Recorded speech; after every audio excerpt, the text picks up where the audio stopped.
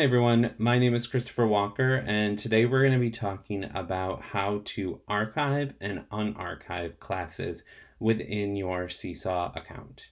So first you want to make sure that you're in the class that you want to archive. I'm currently in this one called Example. And then you're going to go to the top right hand corner and click on the wrench icon.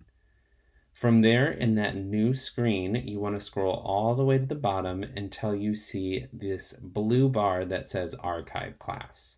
You're going to click on that, and a new window will appear saying archiving this class will remove it from your list of active classes. You can restore archive classes later from the gear menu and then account settings. I'm going to click Archive Class, and it's going to say Class Archived.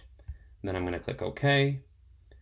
And you can see it's popped me over to a new class. If I come up here to my icon that says my name, I can scroll through and look, there's no more example class.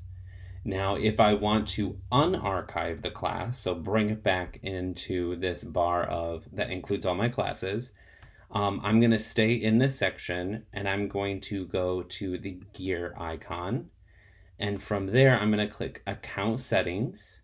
That's going to pop open this new screen. I'm going to scroll all the way to the bottom. And right here it says Archived Classes, Manage Archived Classes. We're going to click on that. From there, you're going to be able to see all your archived classes. And here's the one that we just archived right at the beginning of this video. So from here, I can click Restore or Delete. So I'm going to restore it so I can unarchive it, and then click Restore. And now it should be back in my list of classes. So I'm going to click the back button, the X.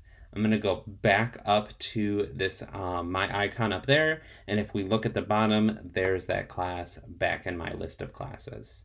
I hope you enjoyed this short tutorial on how to archive and unarchive classes in your Seesaw account.